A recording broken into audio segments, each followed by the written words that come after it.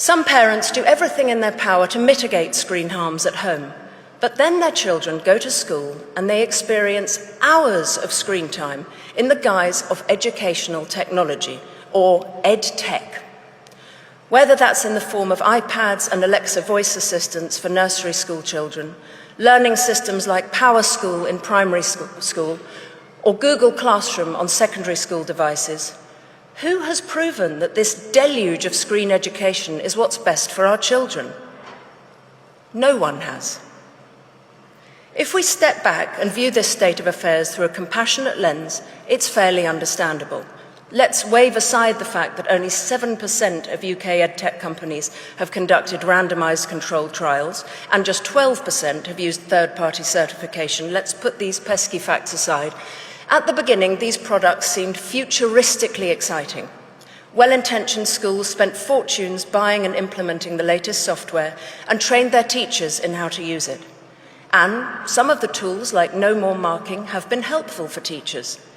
But now we have better data on how tech is impacting pupils, so we must press pause and, in many cases, rewind. The Karolinska Institute in Sweden recently published research concluding that there's clear scientific evidence that tools impair rather than enhance learning. Sweden has taken note and been the first country to kick tech out of the classroom, reinvesting in books, paper and pens.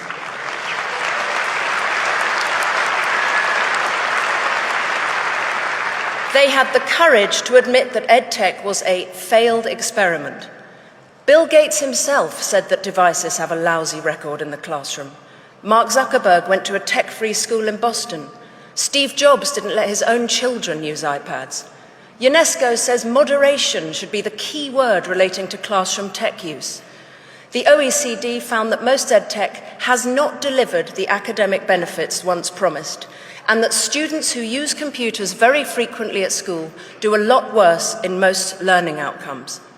Global test scores in maths, science and reading are plummeting. I've personally spoken to teachers in British state schools who've acknowledged that classroom tech has hampered the progress of many of their pupils, and the huge boom in tutoring among private school children points to the fact that they're not learning well in school either. So why are we getting so overexcited about EdTech here in Britain? Why are we outsourcing executive function skills to a computer? Why are we allowing exam boards to take every subject online by 2030? All the emerging research should generate a pulling up of the drawbridge rather than the open-armed embrace that we're seeing.